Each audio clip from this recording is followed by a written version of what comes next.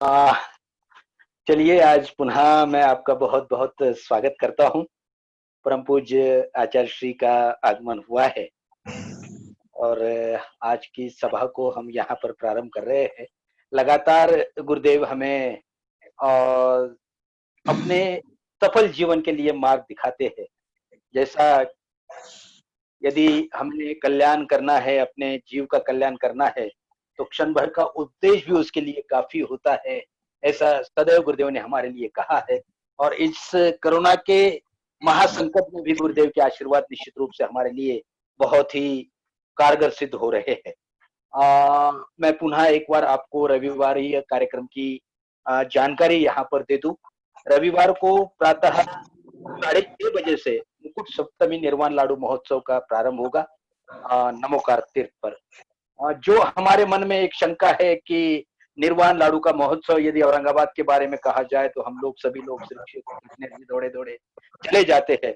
लेकिन इस कोरोना के महाकाल में मंदिर बिंदिर सभी सब चीजें बंद है। परम पूज्य सरस्वताचार्य देवनंद जी गुरुदेव ने लेकिन मंदिर को, क्षेत्र को हमारे नजदीक जैनम धूम चैनल के माध्यम से लेकर के आए हैं। अतः हम सब लोग 6:30 बजे निर्वाण महोत्सव में, लाडू महोत्सव में सम्मिलित हो सकते हैं। 6:30 बजे से कार्यक्रम शुरू होंगे। उसमें प्रातः 6:30 बजे पार्श्वनाथ भगवान का पंचामृत अभिषेक होगा, शांति धारा होगी। उसके बाद देवादिदेव पारसनाथ भगवान का पूजन होगा। पूजन के बाद निर्वाण पाठ होगा, निर्वाण लाडू चढ़ाया जाएगा। और इन सारी बातों को आप परम पूज्य गुरुदेव के महा मंगल सानिध्य में इस इन सारी बातों को आप देख सकते हो, इसमें सम्मिलित हो सकते हो। जी हाँ, यदि आप अभिषेक करने का सौभाग्य पाना चाहते हो तो 1100 रुपए की राशि आपको देनी है। ध्यान दीजिएगा कि अभिषेक करने का सौभाग्य हमको निर्वाण महोत्सव के दिन, मुकुट सप्तमी के दिन, मोक्ष सप्तमी के दिन हमारे लिए प्राप्त हो रहा है। जी हाँ,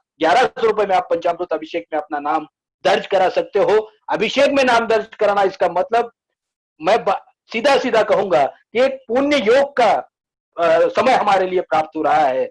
उस पुण्य को हमको पाना है। यदि आप शांति धारा में अपना नाम देना चाहते हो, अपने परिवार के नाम से शांति धारा करना चाहते हो, तो आप 5100 रुपए की राशि हमारे लिए यहाँ पर प्रदान कर सकते हो। निर्वाण लाडू में आप यदि सम्मिलित होना चाहते हो तो 3100 रुपए की राशि आपको प्रदान करनी है। यदि आप अपनी राशि प्रदान करना चाहते हो तो हमारे परम आदरणीय वंदनीय ब्रह्मचारी वैशु दीदी, इनके मोबाइल पर आप अपना व्हाट्सएप मैसेज भेज सकते हो 9404006108।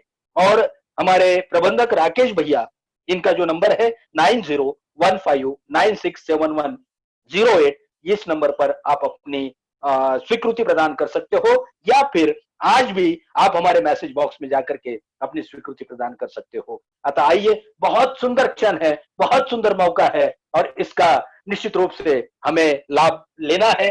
क्योंकि मैं जानता हूं कि आज जितने भी लोग हम यहाँ पर बैठे हुए हैं, जब भी हम पर संकट के बादल मंडराते हैं तो सबसे पहले हमको याद आती है परम पूज्य सरस्वताचार्य देवनंद जी गुरुदेव की।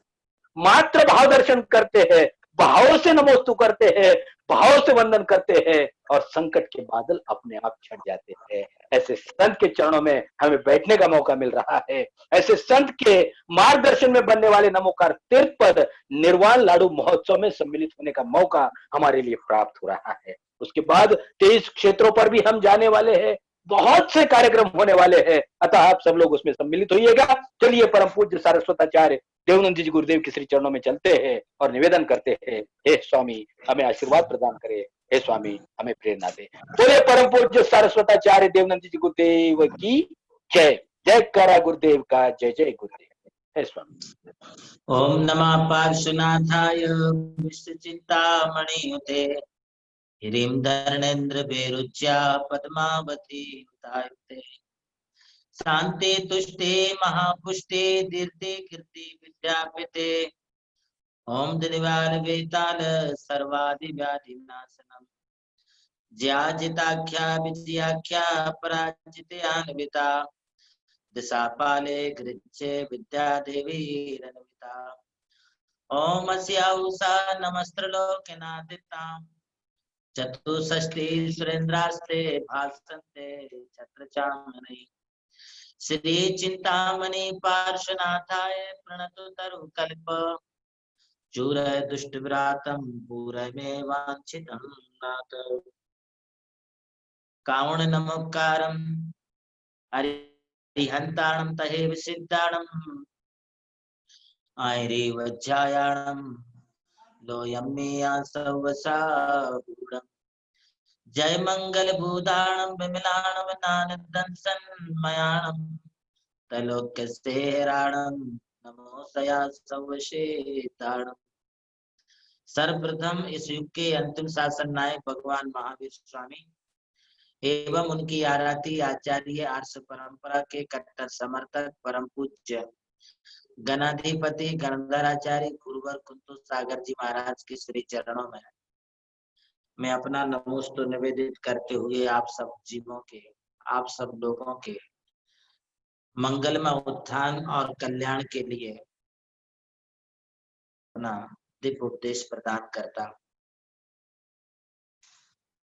हमारा कैरियर हमारे विचारों पर निर्भर है। आज हम जो होंगे अगले समय में हम वही बनेंगे। जैसा बीज होगा वैसा ही वृक्ष होगा। हमारे बोए हुए ये कर्म है और कर्मों के मुताबिक ही हम अपने भविष्य का निर्माण करते हैं। हमारे लिए कोई दूसरा नहीं, हमारे लिए घड़ने वाले हमारे कर्म हैं, हमारे लिए बनाने वाले हमारे कर्म हैं। हम जैसे संस्कारों में जीते हैं, जैसे कर्मों में जीते हैं, जैसे विचारों से जीते हैं, हम अपने भविष्य को वैसा ही बनाते जाते हैं। यदि आज हमें कुछ अच्छा हो रहा है तो कुछ हमारे अच्छे कर्मों का ये परिणाम है। यदि हमारे जीवन में कुछ बुरा हो रहा है तो ये हमारे पिछले कुछ बिगड़े हुए बुरे कर्मों का परिणाम है। कर्म अपना फल हमारे लिए इस जन्म में नहीं तो अगले जन्म में दिखाता है। हमारे नीति शास्त्र में सोमदेव आचार्य ने एक बात कही है कि हम जिस समय जो कार्य करते रहते होते हैं उस समय उस कर्म का हमारे लिए बंद हो जाता है और वह कर्म बंद होने के बाद अपने को 3 दिन अथवा 3 हफ्ते अथवा 3 पखवाड़े अथवा 3 महीने अथवा 3 साल में उन कर्मों का फल अवश्य उसके लिए प्राप्त होता है। यदि इस जन्म में वो कर्म का फल हमारे लिए प्राप्त नहीं हुआ, यदि हमारे कर्म की स्थिति ज्यादा बन गई है, कर्म की स्थिति कुछ अधिक पड़ गई है, तो इन कर्मों का फल हमारे लिए जन्मांतरों में प्राप्त होगा। मालूम नहीं कौन से कर्म का फल किस समय हम किस रूप में भोगेंगे। भोगना तो अवश्य रहता है। आज हम जो कुछ भी अपने जीवन में खुशियां प्राप्त कर रहे हैं तो ये भी हमारे लिए कोई खुशी प्राप्त कराने वाला हमारा सत्कर्म है, हमारा शुभ कर्म है, हमारा कोई पुण्य कर्म है, जिस पुण्य कर्म का फल हम इस जन्म में यहाँ पर भोग रहे हैं। यदि हमारे चेहरे पर थोड़ी भी प्रसन्नता है, यदि मन में थोड़ी भी शांति और खुशी है, यदि हमारे लिए हर्ष और उल्लास है, यदि हमारे मन को अच्छा लग रहा है और हम दूसरे को अच्छे लग रहे हैं, यदि दूसरे के शुभ विचार हमें अच्छे लग रहे और हमारे विचार किसी दूसरे के लिए अच्छे लग रहे हैं, तो समझना कि हमारा ये कोई पिछला किया हुआ शुभ कर्म है जो आज हमें अच्छा बता रहा है, अच्छा लगा रहा है, अच्छा लग रहा है। यदि हमें कोई यश मिल रहा है, कोई जीवन में सफलता मिल रही है, तो ये भी हमारे किन्हीं पिछले जन्मों का ही फल समझना चाहिए। तो फिर आप सोचेंगे कि अभी हम जो वर्तमान में कर रहे हैं उसका क्या। देखिए, कोई भी बीज हम जमीन में बोते हैं तो जमीन में बोने के बाद उस बीज में प्रसून बनने के लिए, पौधा बनने के लिए, उसमें पुष्प और पत्ते आने के लिए, उसमें फल आने के लिए टाइम लगता है। ऐसा कोई बीज नहीं है कि इस हाथ पर बोया और वो तुरंत पल्लवित हो जाए, उसे थोड़ा सा टाइम लगता है। आज हम जो कुछ भी अच्छे और बुरे कर्म कर रहे हैं, ये अच्छे और बुरे कर्म अभी नहीं तो अगले जन्म में हमारे लिए फल प्रदान करेंगे। कर्म की स्थिति होती है, जैसे हमारी आयु होती है, हमारी एक लाइफ होती है, तो लाइफ कितनी है, आयुष्य कितनी है, इसकी एक स्थिति है, इसकी एक कालावधि है। इसी प्रकार से इन कर्मों की भी एक कालावधि होती है कि कौन से कर्म किस समय के बाद में हमारे लिए फल प्रदान करेंगे। मैं अभी इस अवसर पर ये कहना चाहता हूँ, हमारे शरीर में कभी कोई सुखद अनुभूति होती है, कभी हमारे शरीर में कोई दुखद अनुभूति होती है। हम कभी शरीर और मन से कोई कष्टों का अनुभव करते हैं, कभी शरीर और मन से हम कभी कभी जो है आनंद की अनुभूति करते हैं। ये जो कुछ भी आनंद अथवा जो कुछ भी हमारे लिए खुशियां मिलती हैं, इनमें हमारे कोई कर्म है, इन कर्मों का एक नाम आता है, इसे हम जो कहते हैं वो कर्म होता है शुभ कर्म, कोई कर्म होता है अशुभ कर्म। आपने कभी विचार किया कि हम इतने अच्छे हैं, हम चलते हैं, हम फिरते हैं, हम बोलते हैं, हम बिजनेस करते हैं, हमारा माइंड बहुत अच्छा है, हमारे परिवार के 4 लोग हमारी बात सुनते हैं, समाज में हमें 4 लोग सम्मान देते हैं, गुरु लोग तक हमारे लिए सम्मान देते हैं। इसके पीछे हमारा क्या कारण है? इसके पीछे का कारण है तुम्हारे सत्कर्म, तुम्हारे शुभ कर्म। और वो शुभ कर्म तुम्हारे लिए जो है यह शुभ फल प्रदान करते हैं। इन शुभ फलों का भी आज हम यह फल भोग रहे हैं, हमारे शुभ कर्मों का फल आज हम भोग रहे हैं।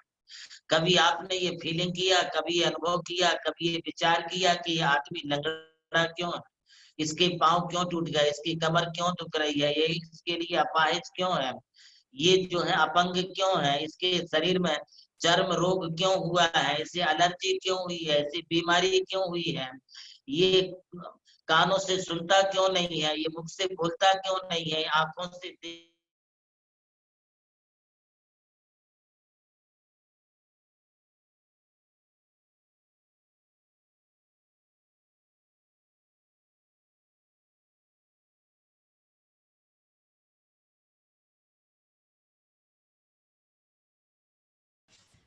जी, वहाँ शायद थोड़ा नेटवर्क प्रॉब्लम है, इसके लिए महाराज जी का लड़क गया है। हेलो।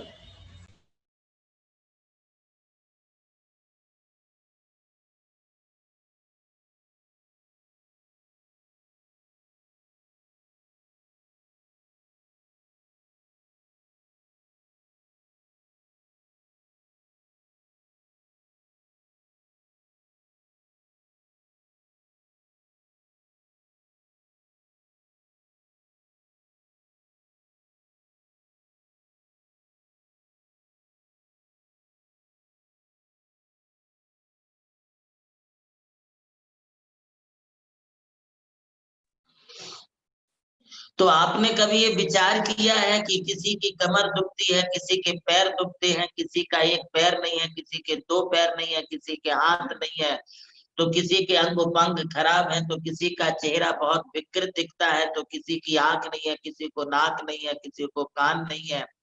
कितने प्रकार की तकलीफें आप लोगों की देखते हैं। आपने कभी ये विचार किया कि इनको इस प्रकार की जो तकलीफ है वो तकलीफ किस वजह से है? इस तकलीफ को देने वाला एक कर्म होता है, वह कर्म है अशुभ कर्म।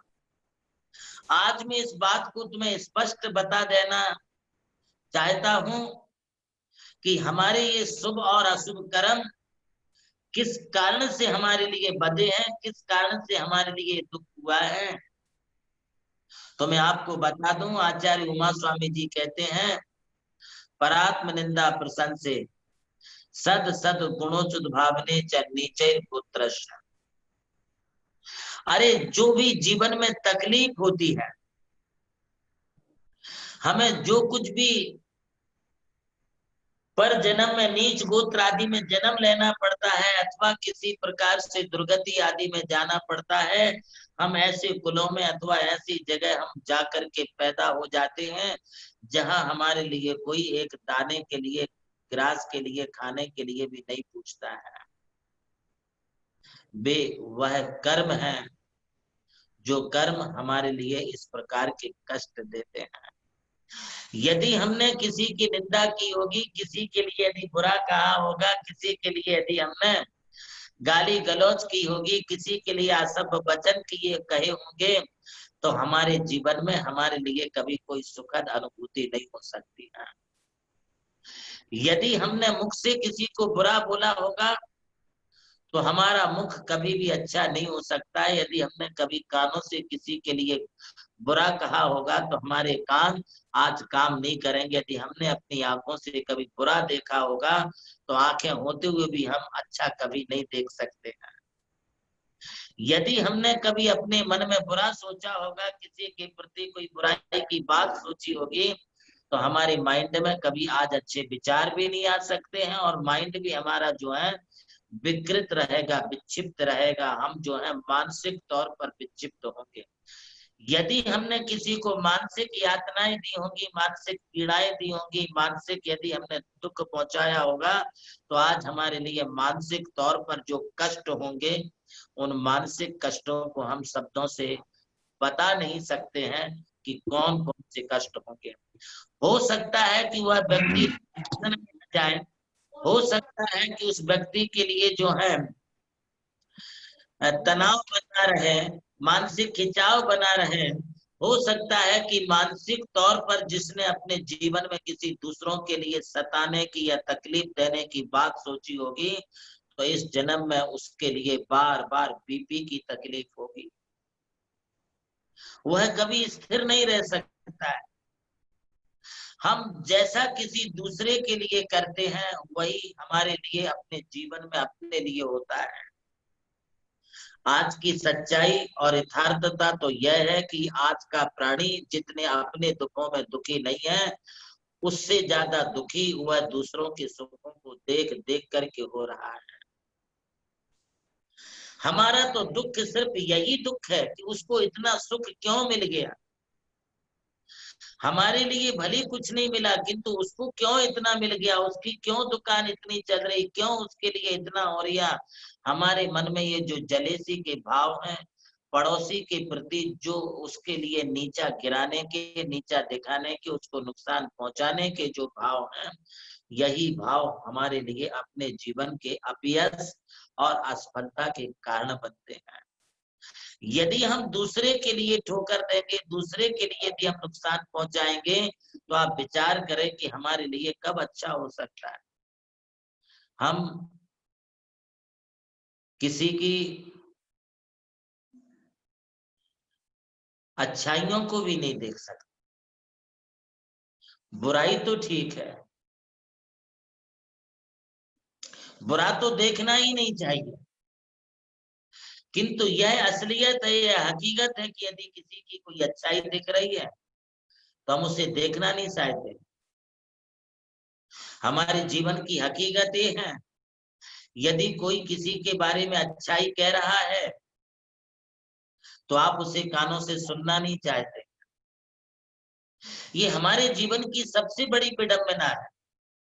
यदि आपके बारे में यदि आपको कोई अच्छाई बोलने के लिए बैठ जाए, तो आप घंटों सुनते बैठेंगे। यदि तुम्हारे पास कोई दूसरे की अच्छाई बोले, दूसरे के गुणों का बखान करे, किसी दूसरे के बारे में अच्छे लफ्ज बोले, तो वो हमारे से सुने नहीं जाते, हमसे सहन नहीं होते, हम बड़े परेशान हो जाते हैं और यह सोचते हैं कि दूसरे की अच्छाई या दूसरे की प्रशंसा करना कब बंद करते हैं। महानुभावों, यदि हम किसी के लिए अच्छा बोल नहीं सकते हैं, किसी के लिए हम अच्छा सुन नहीं सकते हैं, किसी के बारे में हम अच्छा देख नहीं सकते हैं, तो कम से कम हम किसी के बारे में बुरा तो ना सुने। किसी की निंदा में हम बहुत ज्यादा उसमें हम गुते नहीं। यदि किसी दूसरे की बुराई के सुनने में यदि हम लिप्त हो जाते हैं, बहुत ज्यादा उसमें हम जो हैं यदि यह विचार करते हैं, तो हमारे लिए जो है फिर अपने जीवन में कभी अच्छा नहीं हो सकता है। परात्म निंदा चाहे वो शब्द से करें, चाहे वो आंखों और नेत्रों से करें, चाहे वो हम शरीर से करें। आपको मालूम होना चाहिए कि परात्म निंदा प्रसन्न से सद सद गुण स्वभावने च नीचे गोत्र से श्रीपाल मैना सुंदरी के चरित्र को आप सब अच्छी तरह से जानते हैं। श्रीपाल मैना सुंदरी इतने धार्मिक और इतने जो है पूजा पाठ करने वाले व्यक्ति होने के उपरांत भी उनके शरीर में ऐसी भयंकर कुष्ठ वेदना उनके लिए हुई और ऐसा गलित कुष्ठ हुआ, ऐसा चर्म रोग हुआ कि स्वयं राजा होते हुए भी इलाज करवाने के बाद भी उन्हें कहीं अपने शरीर के लिए साताकारी इलाज नहीं मिला। अंत तो गत्वा एक दिन मैना सुंदरी जो है मुनिराज के पास मंदिर में पहुंची अपने पति को लेकर के, और जैसे ही उभय दंपति श्रीपाद मैना सुंदरी ने दिगंबर मुनिराज के लिए प्रणाम किया, नमोस्तु किया। नमोस्तु करने के बाद हर महिला की, हर पत्नी की एक ख्वाहिश होती है कि मेरा पति अच्छा रहे। उसकी पूजा ही अपने पति, अपने बच्चे, अपने परिवार के लिए होती है। एक माँ मंदिर में जाकर के यदि कोई प्रार्थना करती तो अपने सुखों के लिए नहीं करती है। एक माँ यदि मंदिर जाती है, यात्रा पर जाती है, तीर्थ जाती है, गुरु के पास जाती है और उनसे यदि कोई निवेदन करती है तो वो यही निवेदन करती है कि हमारे पतिदेव, हमारे बच्चे, हमारा परिवार अच्छा रहे। गुरुदेव ऐसा आशीर्वाद दीजिए। सती मैना सुंदरी ने भी यही किया और सती मैना सुंदरी ने जो है मुनिराज को पूछ लिया एक बात कि इनको इतना गलित कुष्ठ रोग हो गया है, गलित कुष्ठ रोग होने की वजह क्या है। सबसे पहले कारण पूछा, किस वजह से राजकुमार के लिए जिन्हें कामदेव शरीर का शरीर प्राप्त हुआ है, जिनमें करोड़ों योद्धाओं की शक्ति अकेले एक में है, अकेला श्रीपाल करोड़ों सुभट, करोड़ों सैनिकों के लिए, करोड़ों भट्टों के लिए, पहलवानों के लिए परास्त कर सकता है। आज हमारे पति श्रीपाल के लिए कुष्ठ रोग की वेदना क्यों हुई है? हमारे पति श्रीपाल के लिए लोकोपवाद का कारण क्यों बनना पड़ा है? हमारे पति श्रीपाल के लिए समुद्र में क्यों गिरना पड़ा है और समुद्र से क्यों बाहर निकल करके आए? मुनिवर, मुझे अपने पति के पूर्व जन्म के बारे में कुछ जानने की इच्छा है और इस जन्म में इनका यह कुष्ठ रोग कैसे दूर होगा, यह भी मुझे जानने की बहुत जिज्ञासा है। तब मुनिवर बोले, बहन, तुम्हारे पति श्रीपाल ने पिछले जन्म में, यह एक गांव में था, वह छोटा सा कस्बा था। उस कस्बे में एक मुनि महाराज जी का संग विहार होते हुए जा रहा था और मुनि संघ का विहार जब वहां से हो रहा था तो इस श्रीपाल के पूर्व जन्म में इसने मुनिराज के लिए कहा कि देखो देखो ये मुनि महाराज कैसे हैं, नंगे हैं, ऐसे घूमते हैं, इनका शरीर देखो कैसे व्याधिग्रस्त है, अरे इनका शरीर तो एकदम जर्जरित है, कुष्ठ रोग का घर बन गया है, इनका शरीर तो नाना प्रकार की बीमारियों का घर है, पकड़ो इन मुनि महाराज को। और मुनि महाराज को गाली गलौज दिया, उन्हें भांड कहा, उनके लिए अपशब्दों का प्रयोग किया और बाद में मुनि महाराज जी को उठा के पकड़ के वहां एक छोटा सा तालाब था, उस तालाब में पटक दिया। पटकने के बाद मुनि महाराज जी को वहां से उन्होंने निकाल भी दिया, अरे जाने दो, इनको क्यों तकलीफ देना, निकाल लो बाहर। उन्हें बाहर भी निकाल लिया, किंतु मुनि महाराज जी ने पिछले जन्म में अपने उस कष्ट को बड़े शांति पूर्वक सहन किया और शांति पूर्वक सहन करते हुए अपने ध्यान में मग्न होकर के अपने अशुभ कर्मों का क्षय किया। उस पाप परिणाम के कारण, उस पाप परिणाम के कारण मुनिवर बोले, उस पाप के कारण, इस अशुभ घटना के कारण श्रीपाल को जो है पश्चाताप करने के कारण मनुष्य जन्म तो मिला, किंतु जो मुनि के लिए कुष्ठ रोगी है, बीमार है, इनका शरीर बहुत घिनौना है, ये जो शब्द उन्होंने कहे थे, इसके कारण आज इस जन्म में इन श्रीपाल के लिए इतनी भयंकर कुष्ठ रोग की बीमारी हुई है। पर निंदा, ये सबसे बड़ी खराब बात है। कभी किसी के बारे में बुरा तो बोलना ही नहीं चाहिए। इतना बोलने के साथ साथ श्रीपाल के साथ अन्य और उनके 700 साथियों ने भी मुनि महाराज को वैसा ही कहा था, इसलिए श्रीपाल के साथ में 700 लोगों को ये कुष्ठ रोग हो गया है। बेटा इतना ही नहीं, अभी तो इनके ये कष्ट की शुरुआत है, बहुत बहुत मुसीबतों का, कष्टों का सामना करना पड़ेगा। और जैसे जैसे ये आगे बढ़ने की कोशिश करेंगे वैसे वैसे ये 4 कदम और पीछे हो जाएंगे। इन्होंने मुनि महाराज जी को भांड कहा, मुनि महाराज के लिए अपशब्द कहे।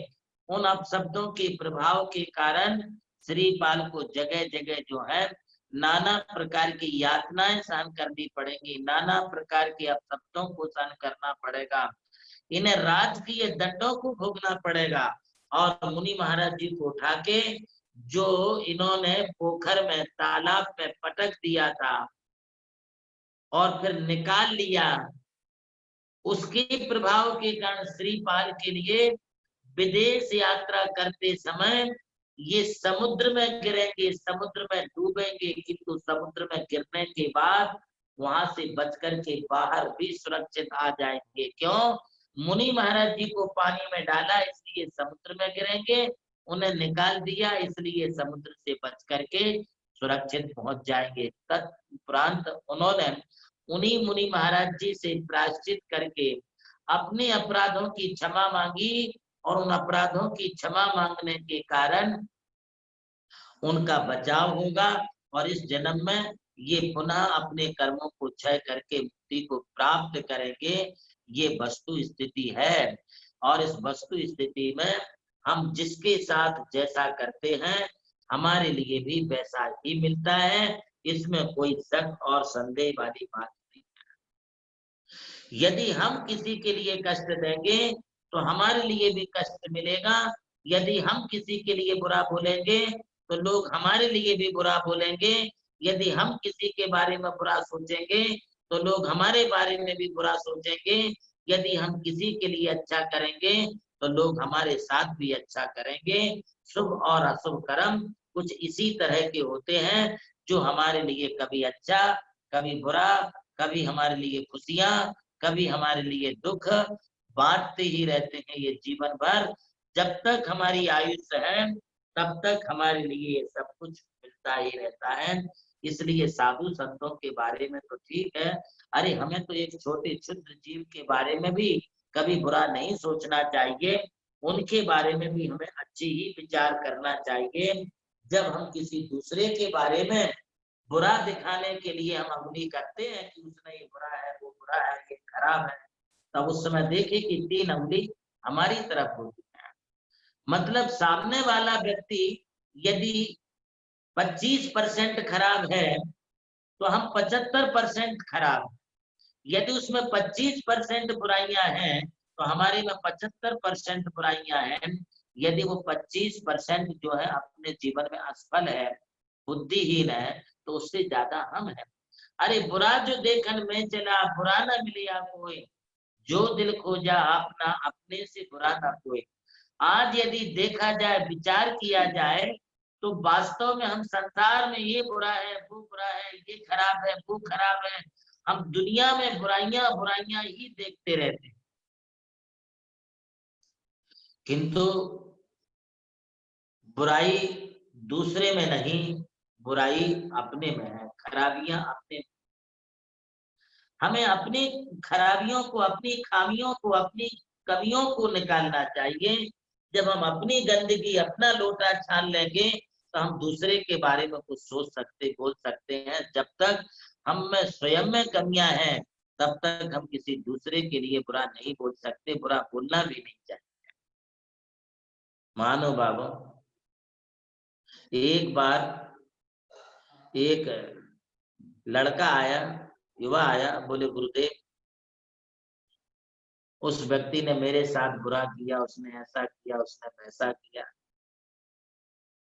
अच्छा एक काम करो, मैंने कहा उसको, एक काम करो, आप जो बुरा देखे वो बुरे के नाम से एक एक कंकर उठा के डालते जाना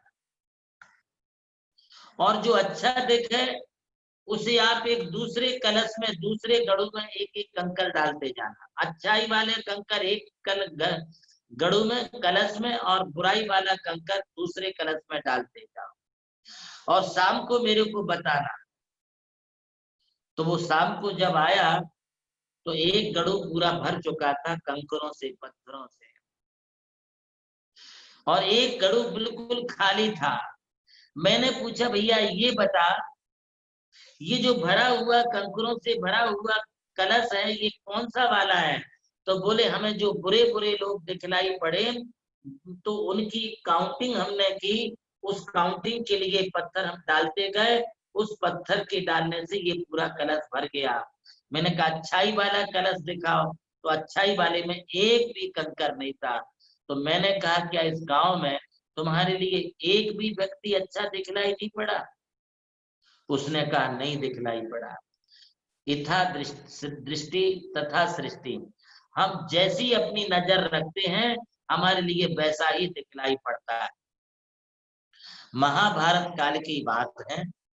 महाभारत काल में जो है, पंच पांडव द्रौपदी को लेकर के 12 वर्ष का वनवास भोग रहे, और 12 वर्ष के वनवास को जाते जाते रास्ते में एक गांव के बाहर उन्होंने अपना पड़ाव डाला और भीम को कहा, भीम भैया जाओ तुम इस गांव में देख के आओ लोग कैसे हैं, और वहां से थोड़ा सा भोजन पानी भी लेके आ जा।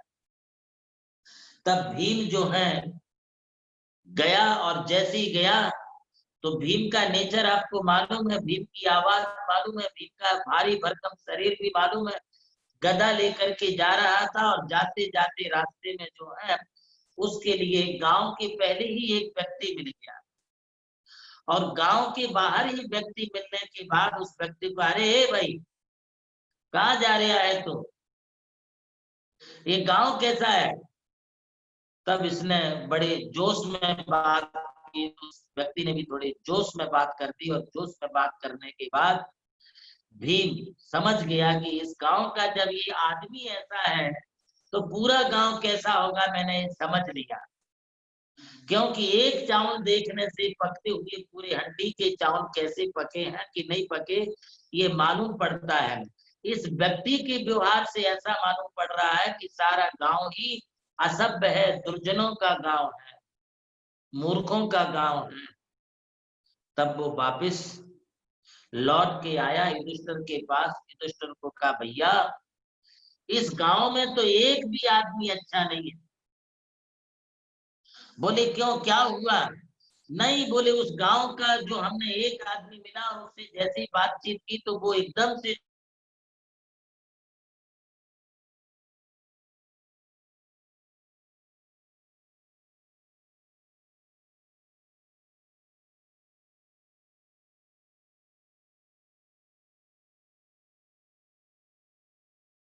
खुद भी गुस्सीला है, गुस्सैल आदमी है, इसलिए इसको पूरा गांव वैसा दिखलाई पड़ रहा है।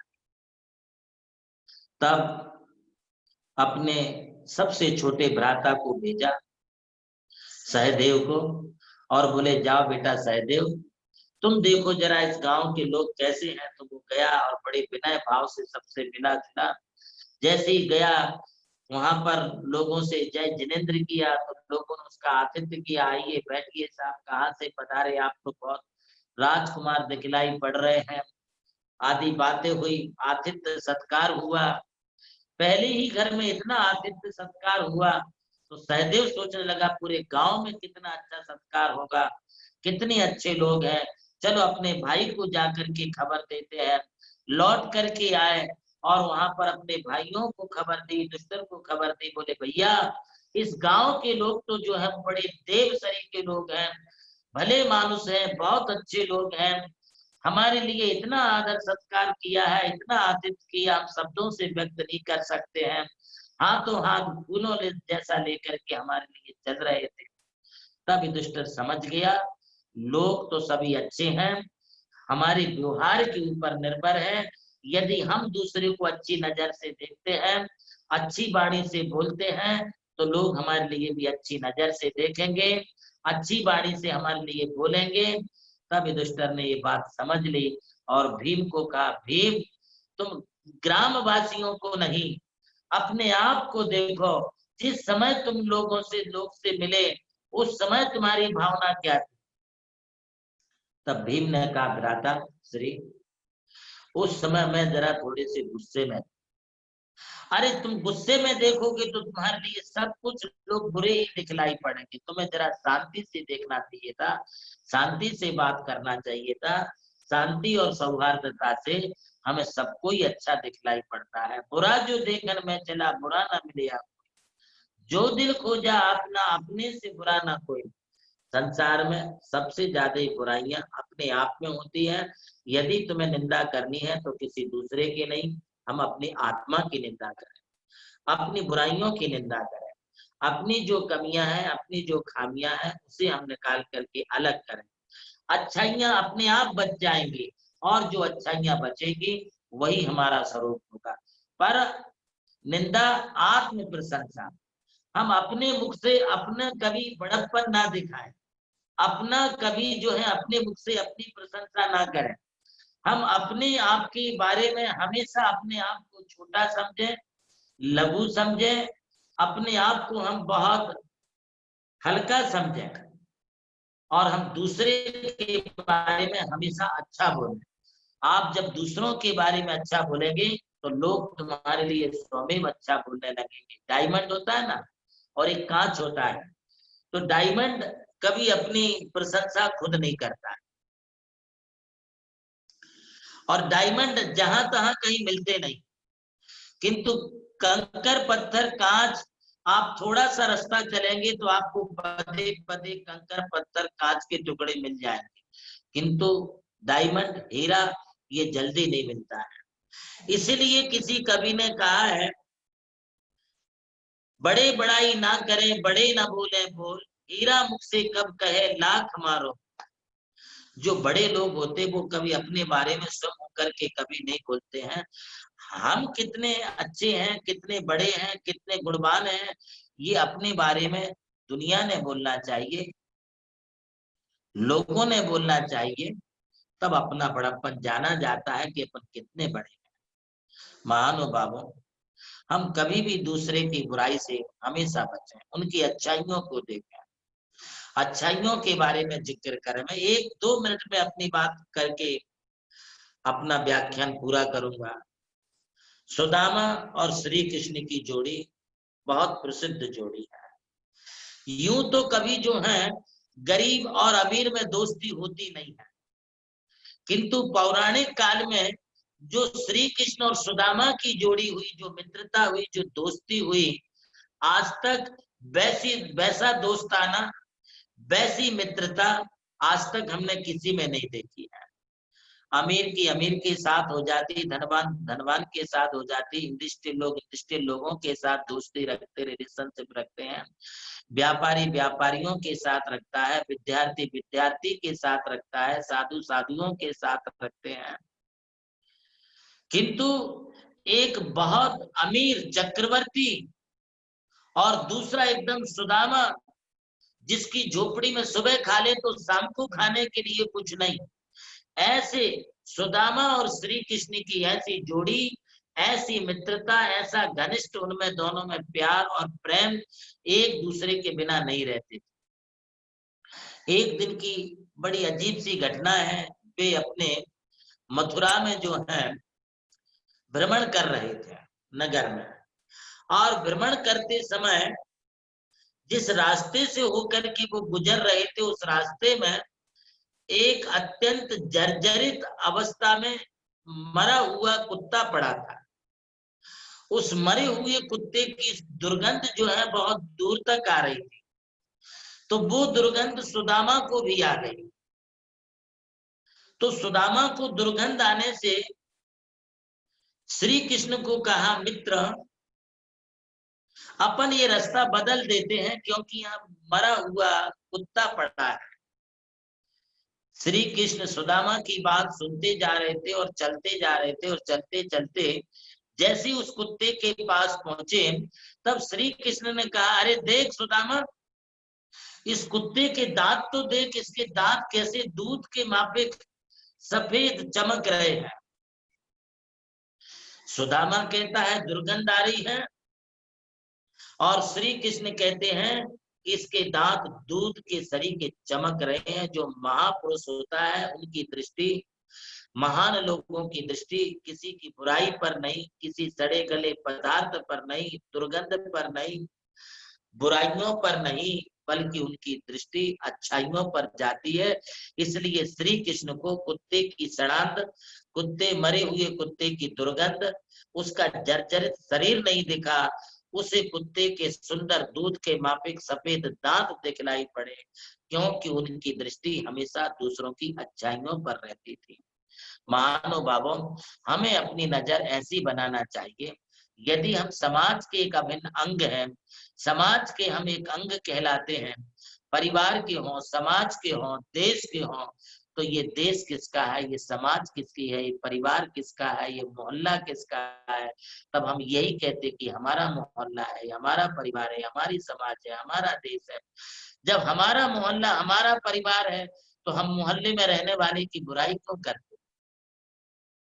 जब हम ये कहते हमारी समाज है, हमारे समाज का व्यक्ति है, हमारी समाज जैन समाज, हमारी समाज पूरी समाज, जब हम इसे अपनी समाज मानते हैं तो उसे हम अपना व्यक्ति मानते हैं, समाज मानते हैं, अपना देश मानते हैं, तो अपनों की कभी भी बुराई नहीं की जाती है। बुराई से बचें, अच्छाइयों पर नजर डालें।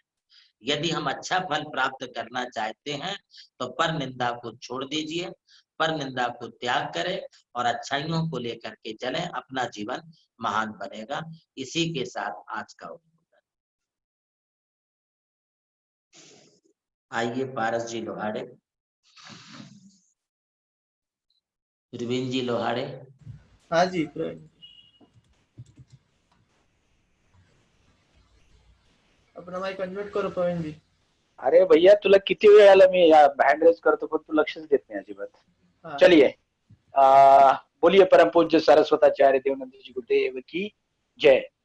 जैसा मैं पहले भी कह रहा था कि आने वाला जो मोक्ष सप्तमी का समय है, रविवार का दिन है, सवेरे 6:30 बजे से हमको इस निर्वाण महोत्सव में सम्मिलित होना है. जी हाँ, आप अभिषेक में सम्मिलित हो सकते हो, आप शांति धारा में सम्मिलित हो सकते हो, आप निर्वाण लाड़ू चढ़ाने में सम्मिलित हो सकते हो.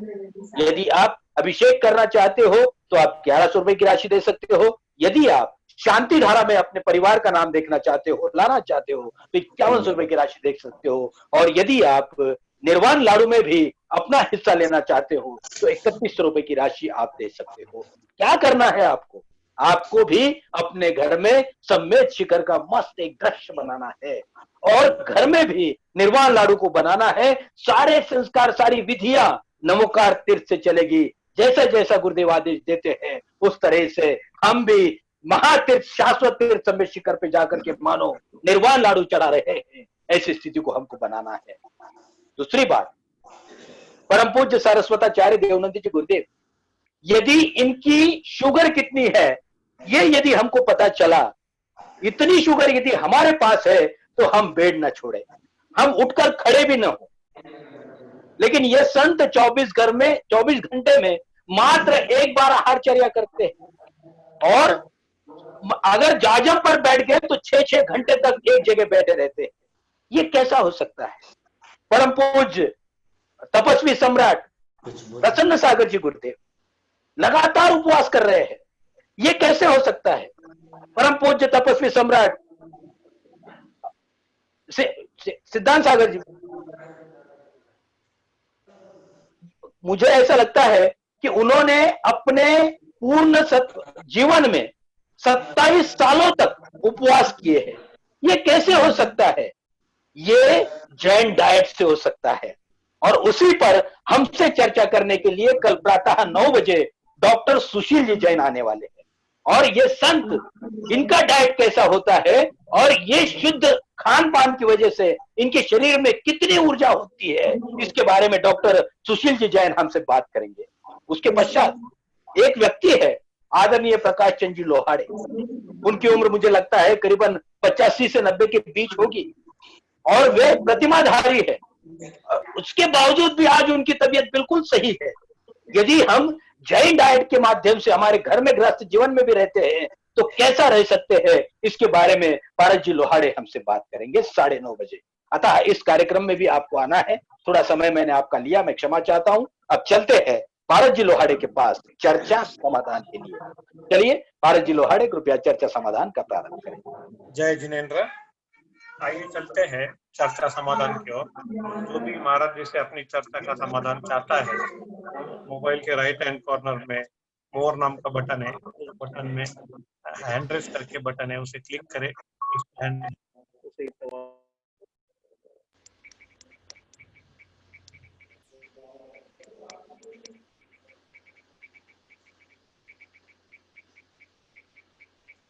आइए हम चलते हैं पहले सवाल की ओर। पहला सवाल इशिता पाटनी, पूछिए सवाल। बोलिए। हेलो, बोलो राकेश।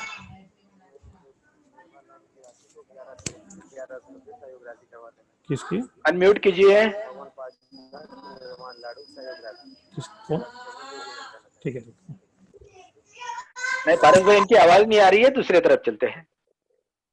हम चलते हैं रिद्धिमा पाटनी।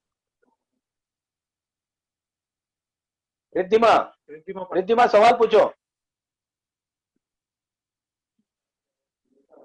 बोलो रिद्धिमा। आपकी आवाज नहीं आ रही बेटा, नहीं आ रही है आपकी आवाज।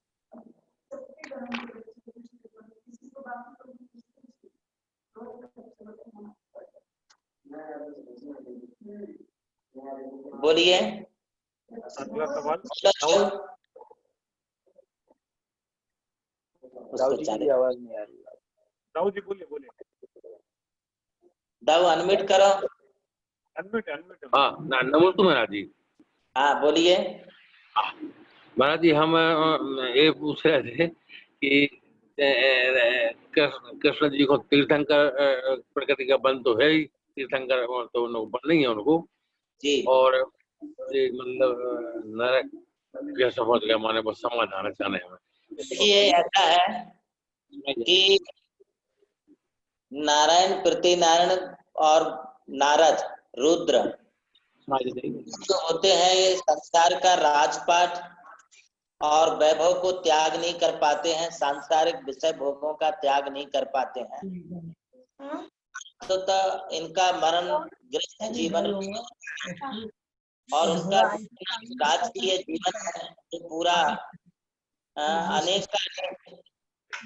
संघर्षों से युक्त भी है और अनेक जीवों का उनका जो है मरण भी उनके हाथों से होता है, एवं मरते वक्त आर्त रौद्र ध्यान से भी मरते हैं। इस कारण से सिर्फ श्री कृष्ण जी ही नहीं बल्कि और भी अनेक ऐसे महापुरुष हुए हैं जो कि निश्चित रूप से नरक को प्राप्त हुए हैं। नरक जाने के पीछे का जो कारण है वो राजेश्वरी तो नरकेश्वरी। राज करते करते मरेंगे तो वो नरक में जाएगा। यहाँ कोई गरीब अमीर दीन दुखी का कोई मतलब नहीं है। यहाँ तो सिर्फ विषय भोगों की लंपटता से मरने वाला नरक में जाता है। अब बात आती है कि इन्हें तीर्थंकर प्रकृति का बंध कैसे हुआ। ये महापुरुष तीर्थंकर प्रकृति का बंध बाद में किए, पहले इनको नरकायु का बंध हो जाता है।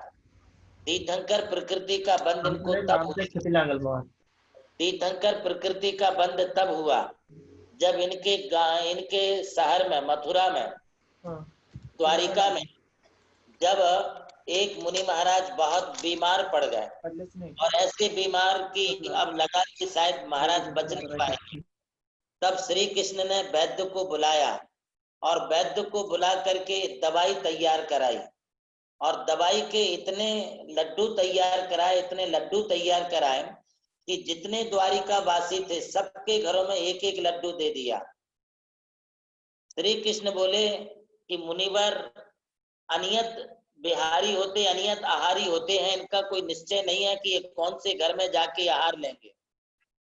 अतः श्री कृष्ण ने मुनि महाराज जी के स्वास्थ्य के निमित्त हजारों लड्डू बना करके दवाई के हर एक घर में दे दिए और बोले जिस घर में मुनि महाराज जी का पड़गान हो उस घर में आहार देने के पहले मुनि महाराज जी के भिक्षा पात्र में ये लाड़ू भी देना, जिससे उनका स्वास्थ्य ठीक हो जाए। ऐसा लगातार 7 दिन तक करना, और 7 दिन तक जिसके भी घर में आहार हुआ उन्होंने उस लाड़ू को भी दिया और मुनि महाराज जी की तबीयत एकदम ठीक हो गई। सुखी रहे सब जीव जगत के, इस भावना के साथ साथ निस्दिन भैया वृत्त करैया सो नेचे भव नीर तरैया। ये भैया वृत्ति की भावना श्री कृष्ण के मन में आई और उस भावना के कारण श्री कृष्ण के लिए तीर्थंकर नेमिनाथ भगवान के पाद मूल में 16 कण भावना पूर्वक तीर्थंकर प्रकृति का बंध भी हो गया। अब उन्हें तीर्थंकर प्रकृति का बंध होना और सम्यक दर्शन होना ये साथ में ही रहता है, किंतु नरकायु का बंध तीर्थंकर प्रकृति के पहले हो गया, वो मिथ्यात्व अवस्था में हो गया। इसलिए नियम था मरण करके नरक में एक बार आयु बंद हो गया तो वहां नरक में जाना ही पड़ता, पर वो आयु बंद छूटता नहीं है। अब वहां से आकर के वो निश्चित रूप से तीर्थंकर बनेंगे। आने वाले उत्सर्पणी काल के जो अपना तीसरा काल होगा उसी में वो पैदा होंगे, उत्पन्न होंगे। उसमें 16वें निर्मल नाम के तीर्थंकर बनेंगे, ऐसा अपने सिद्धांत ग्रंथों में प्रतिपादन है। अगला प्रश्न पूछिए। अगला प्रश्न है कृतिका गांधी।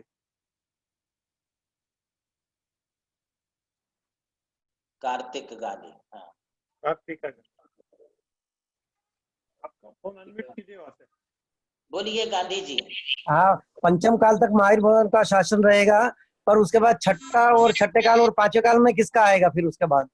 देखिए, ये अभी भगवान महावीर स्वामी को लगभग होकर के 2618 साल 20 साल हो चुके हैं। इसके अलावा अभी और लगभग 18,500 वर्ष और अभी व्यतीत होना है। 18,500 वर्ष मतलब टोटल मिला के 2100 वर्ष तक जो है, 21,000 वर्ष तक भगवान महावीर स्वामी का शासन रहेगा। पंचम काल के आखिरी में फिर छठा काल जब प्रारंभ होगा तब से जैन धर्म का विच्छेद हो जाएगा। कि जैन धर्म का विच्छेद मतलब अब किसी तीर्थंकर का शासन नहीं रहा। तो आने वाले अगले 21,000 वर्ष, फिर आने वाले अगले 21,000 वर्ष और उसके फिर अगले 21,000 वर्ष, ऐसा जो है लगभग 63,000 वर्षों तक धर्म का अभाव रहेगा। फिर जब उत्सर्पणी का तीसरा काल आएगा तब उसमें तीसरे काल के प्रारंभ के 1000 साल में 14 कुलंकर हो जाएंगे। 14 कुलंकर होने के बाद फिर पहले तीर्थंकर महापद्म नाम के तीर्थंकर होंगे। जो राजा शरणिक का जीव है वही पहला तीर्थंकर बनेगा। और जब वो पहले तीर्थंकर बन के प्रथम तीर्थंकर के रूप में जन्म लेंगे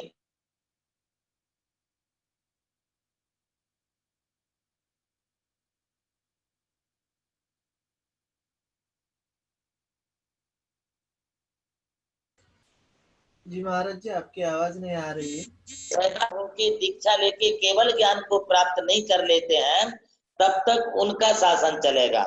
तो आपके प्रश्न का ये जवाब है कि भगवान महावीर स्वामी का शासन काल सिर्फ 21,000 वर्ष 3.5 साल 8 महीना 15 दिन का भगवान महावीर स्वामी का शासन काल है। उसके बाद जो है 63,000 वर्षों तक, कुछ अधिक 63,000 वर्षों तक धर्म का विच्छेद रहेगा। दुनिया में कोई धर्म नहीं होगा, जैन धर्म नहीं होगा। इसके पश्चात जब प्रथम तीर्थंकर भविष्य काल के उत्पन्न होंगे और उन्हें केवल ज्ञान हो जाएगा तब प्रथम तीर्थंकर का शासन काल प्रारंभ होगा। अगला प्रश्न पूछिए। अगला प्रश्न पायल जी लोहाड़े। नमस्ते महाराज जी। नमस्ते नमस्ते नमस्ते। पारस जी। हाँ महाराज जी। ये पायल जी लोहाड़े का इस पर जो डिवाइस में दिखा रही हैं, ये जो बोल रही हैं उन अपने प्रवीण की मम्मी जी हैं। बराबर है। हाँ। और वो नमस्ते महाराज जी। नमस्ते। बैठी है बाजू में, ये जो खड़ी हो गई ये उनकी बहू है, और जो बैठी है ये खड़ी हो गई ये प्रवीण की धर्म पत्नी अर्धांगिनी है। तीनों पीढ़ियां एक साथ। हाँ, सब इधर एक साथ है। आप बोलो अम्मा जी। नमस्ते महाराज जी। नमस्ते नमस्ते। बहुत बहुत आशीर्वाद। महाराज कुंदरू धूप क्या होती है? फिर से बोला अम्मा जी। कुंदरू धूप क्या होती है? कुंदरू एक कुंदरू एक वनस्पति है, अपन जिसे यहाँ टोंडला बोलते हैं। टोंडले की सब्जी होती ना, तो टोंडले की सब्जी होती, वो टोंडला ही संस्कृत में कुंदरू कहलाता है। उसको भी सुखा करके उसकी धूप किसी कार्य विशेष के लिए की जाती है। जनरली भगवान की पूजा में उसका कोई उपयोग नहीं होता है। ये सामान्य वनस्पति है। सामान्य वनस्पति को किसी कार्य विशेष में धूप के रूप में उपयोग किया जाता है। अगला प्रश्न पूछिए। अगला प्रश्न है दिलीप जी वाटाने।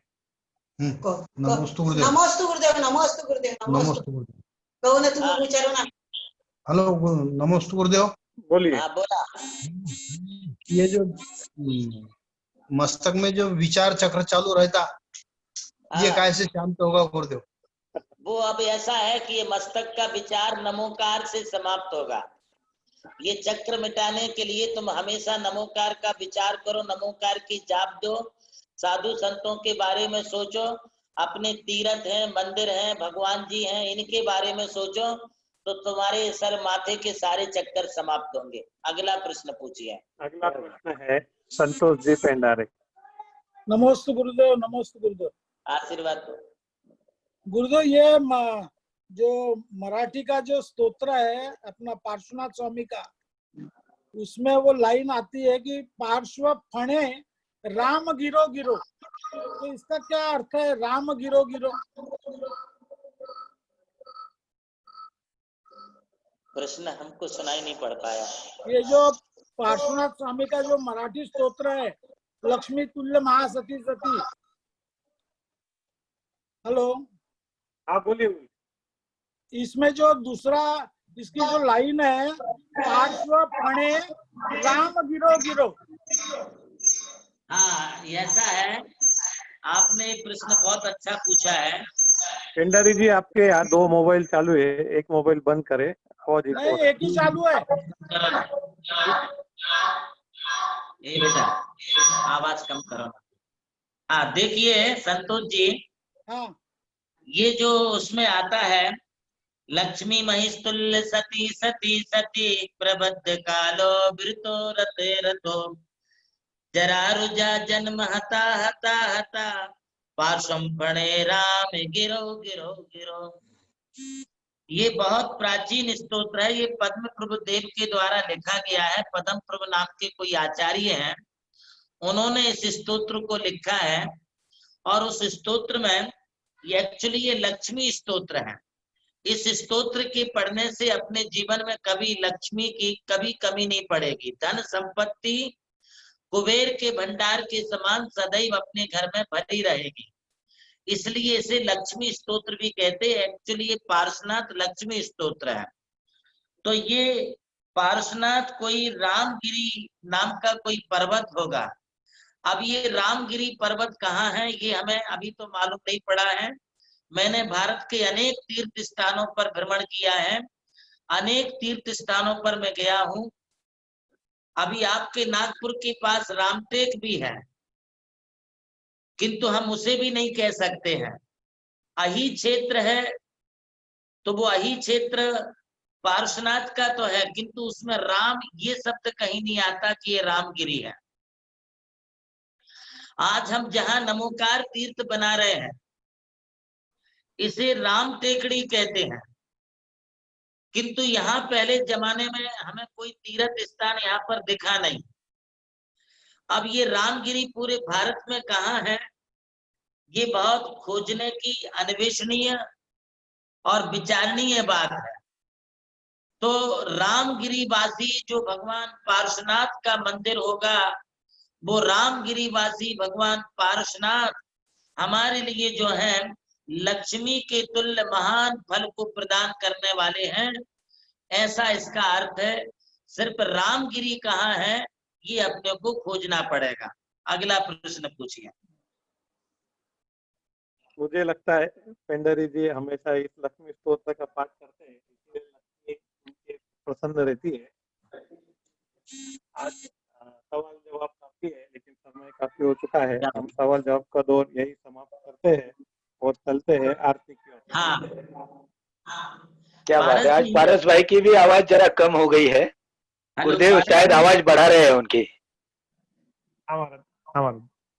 अभी औरंगाबाद से सागर पहाड़ी डिवाइस पर होंगे, उनका जन्मदिन है।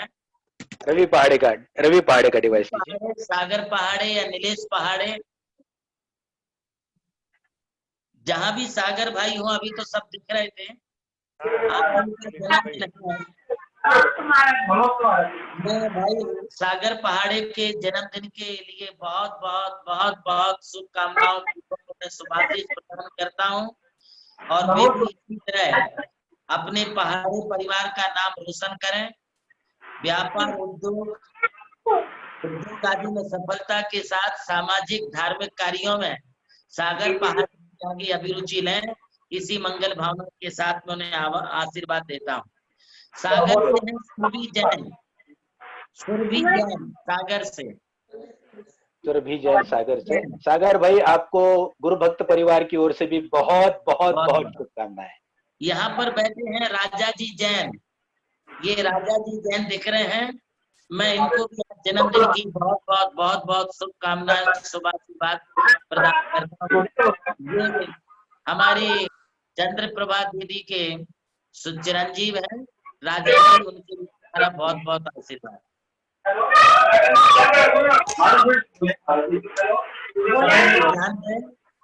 परसों काल ठीक 6 बजे आप लोग अपने पारस अपने भाई, घर दूसरी डिवाइस बंद करा सगळे।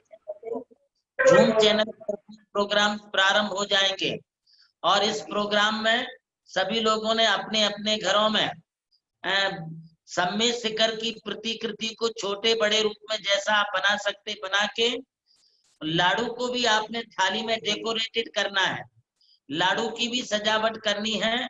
जिसका लाडू सबसे अच्छा होगा उसे नमोकार तीर्थ की ओर से प्राइज दिया जाएगा। प्रथम प्राइज 3100 रुपए का है, द्वितीय प्राइज 2100 रुपए का है, और तृतीय प्राइज जो है 1100 रुपए की राशि रखी है। ऐसे 3 राशि उनके लिए लाडू सजाने के लिए दी जाएगी। यह प्रथम राशि हमारे श्री अनिल जी जमगे 3100 रुपए की राशि का पुरस्कार प्रदान करने वाले हैं, उनके लिए हमारा बहुत बहुत आशीर्वाद। दूसरी राशि हमारे श्री महावीर जी गंगवाल औरंगाबाद की ओर से दी जाएगी, उनके लिए भी हमारा बहुत बहुत आशीर्वाद। और तीसरी राशि हमारे नमोकार तीर्थ से श्री वैशाली पहाड़े, इनकी ओर से दी जाएगी, उन्हें भी हमारा बहुत बहुत आशीर्वाद। तो आप लाडू भी सजाएंगे और ये भी करेंगे। जो यहाँ पर जो निर्वाण लाडू 23 किलो का बनाया है भगवान पारसनाथ के लिए, उस 23 किलो का लाडू चढ़ाने के लिए भी एक नाम आ गया है।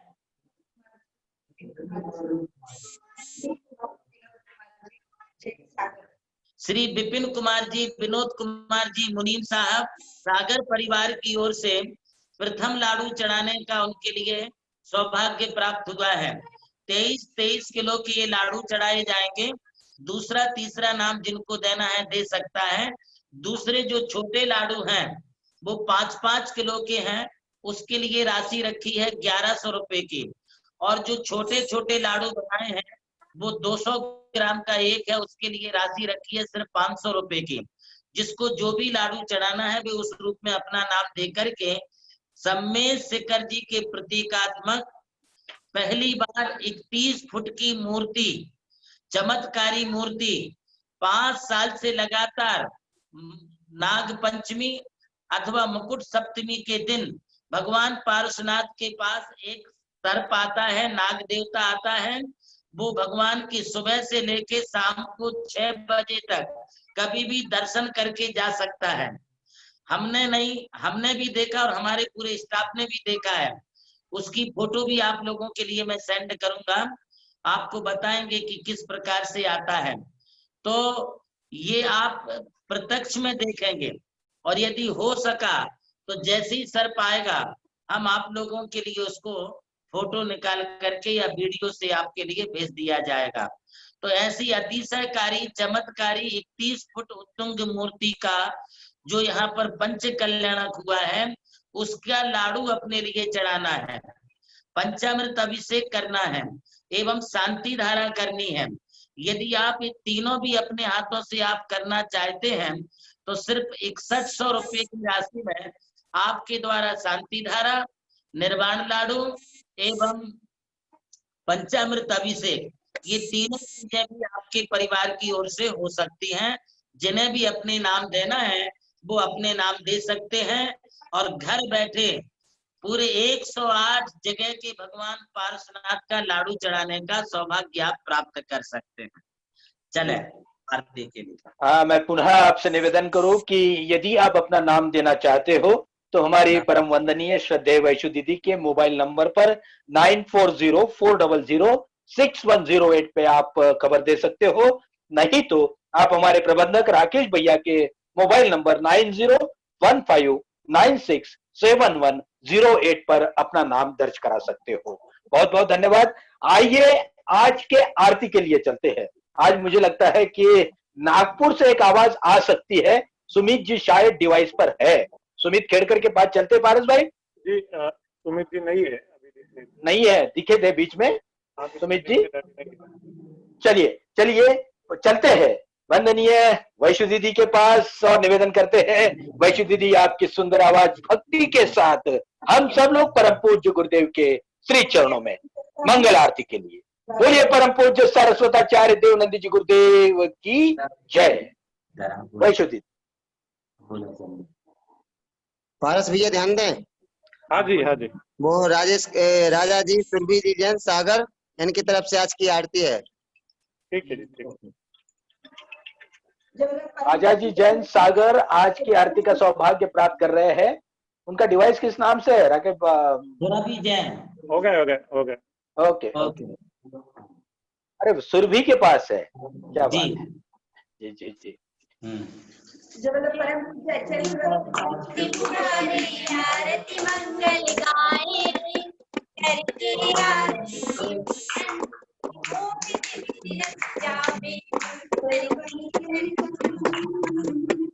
वर के चरणों में नमन, वर के चरणों में नमन, वर के चरणों में नमन।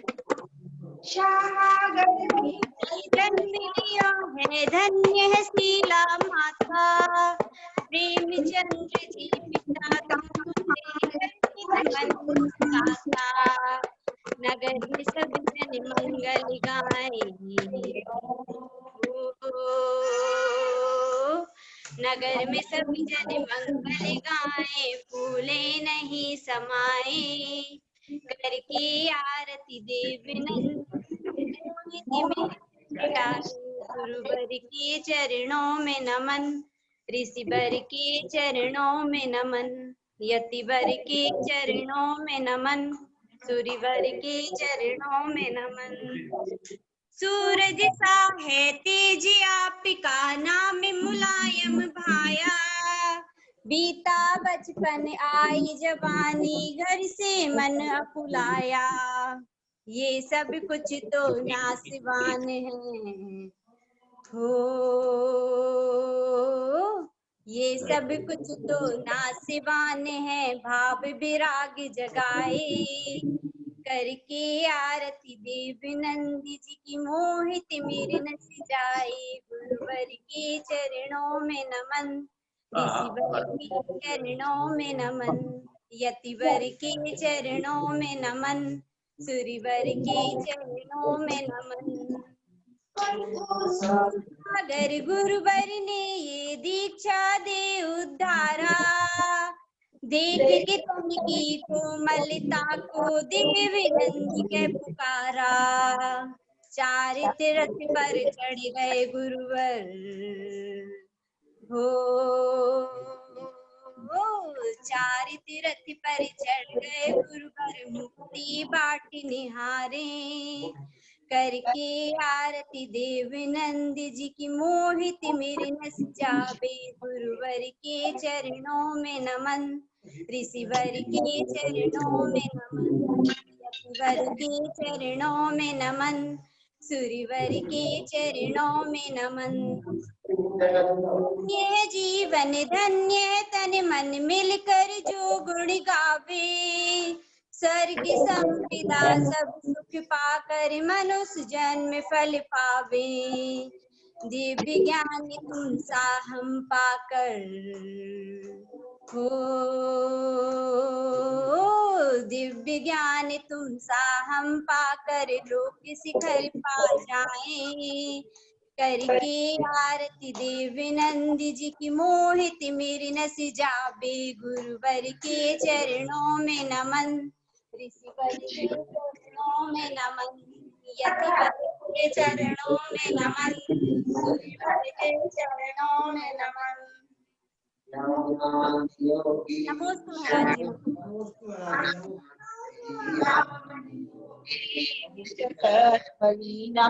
आनंद रूपम सुखभाजनम च तमदेव नंदी तमदेव नंदी परमामि नित्यम। जय बोलो परम पूज्य आचार्य गुरुवर प्रज्ञानंद जी देवनंदी जी महाराज की जय। जय जयकारा गुरुदेव का, जय जय गुरुदेव। बोलिए समस्त आचार्य संघ की जय। हे स्वामी, क्षण भर की साधना भी कर्म क्षय में सहायक होती है, ऐसा कहा जाता है, और क्षण भर की सूक्ष्म कषाय भी कर्म बंध का कारण बनती है। हम तो इन दोनों के पशोपश में फंस जाते हैं। जब आपके आशीर्वाद मिलते हैं तो लग जाता है कि साधना के मार्ग पर चल रहे हैं, और जब थोड़ा सा बाजू में हटते हैं तो लगता है कि कषाय भी हमें नहीं छोड़ रही है। हे स्वामी, आपके आशीर्वाद सदैव हमारे पर बने रहे और हमारे भी साधना का मार्ग प्रशस्त बने, ऐसी भावना आपके चरणों में करते हैं और निवेदन करते हैं। हमें मांगलिक प्रदान करे, हमें संबल दे। बोलिए परम पूज्य सारस्वत जी। सभी लोग अपने अपनी जगह पर उपस्थित रहे और जैसा हम भोजन करें वैसा आप करिएगा। पारस भाई से निवेदन है, कृपया सभी डिवाइस आप बंद करें। आपकी बहुत आवाज उधर से आ रही है, शायद कोई है वहां पर, प्लीज। जी हो गया। ओम नमः, ओम नमः, ओम नमः।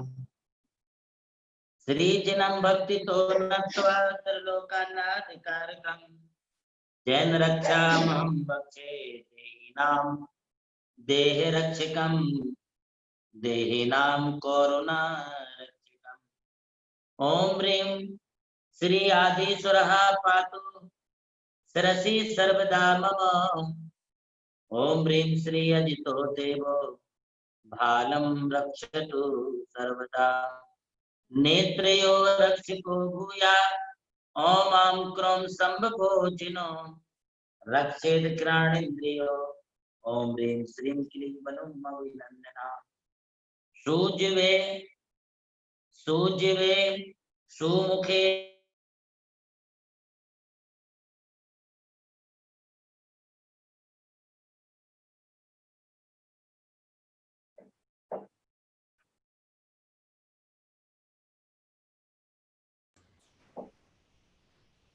चंद्रपूर्वाश्री क्रीं गुरु स्कंदयोर्मम।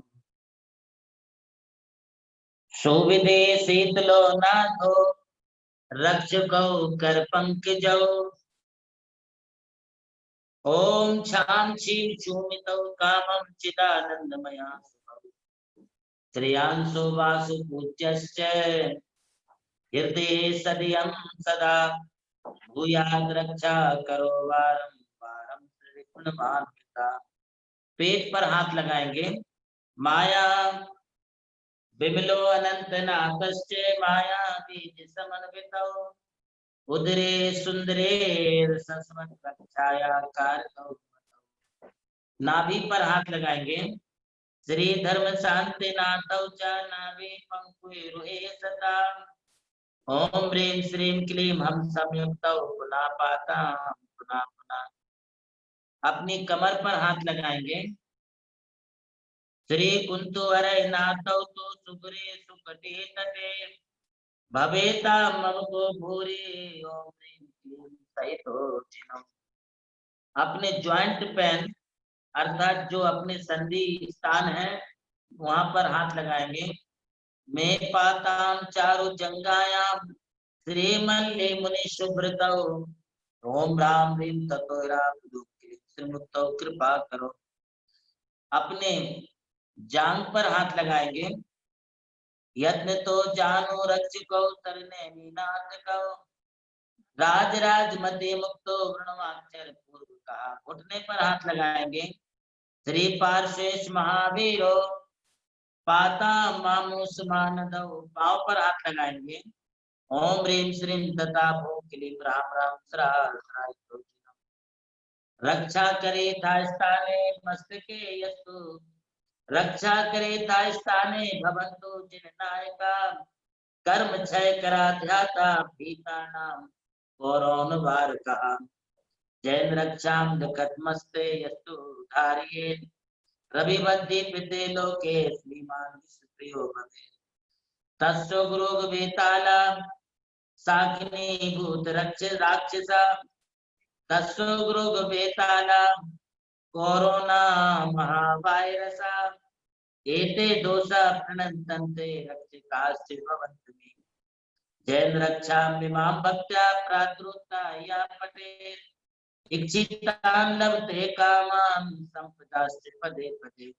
श्रावणे शुक्लाष्टम्यां प्रारभस्तोत्तमोत्तमम् अभिषेकं जिनेन्द्राणां कुर्यात् दिव्यशास्त्रके ब्रह्मचर्ये विधातव्यम् उत्तम तथैव च सुचिता शुभ वस्त्रेण बालं ग्रहण शोभनम् नरो वापि तथा नारी तो शुद्ध भावयतोऽपि सन् दिनं दिनं तथा कुर्यात् जापं सर्वार्थ सिद्धये। एकायां तु विधातव्यम् उद्यापनं महोत्सवम् पूजा विधि समायुक्तव्यं कर्तव्यं सज्जने दिना। ओम राम ह्रीं रोम रम नमो रन्ताणं नमो जिनाणं राम ह्रीं रोम राम आपृति जड़ चक्राय ध्रुम ध्रुम नमः स्वाहा। रिद्धि मंत्र पूजन प्रसादात् मम सर्व रोग उपद्रव शांति कुरु कुरु नमः स्वाहा। सभी के लिए बहुत बहुत आशीर्वाद। सभी का स्वास्थ्य अच्छा रहे उसके लिए मेरा बहुत बहुत आशीर्वाद। नमोस्तु गुरुदेव नमोस्तु। चलते हैं पूर्वी शाह मुंबई मस्ती की पाठशाला के लिए। समय थोड़ा हुआ है लेकिन आचार्य भगवान की समोषण में हम थे।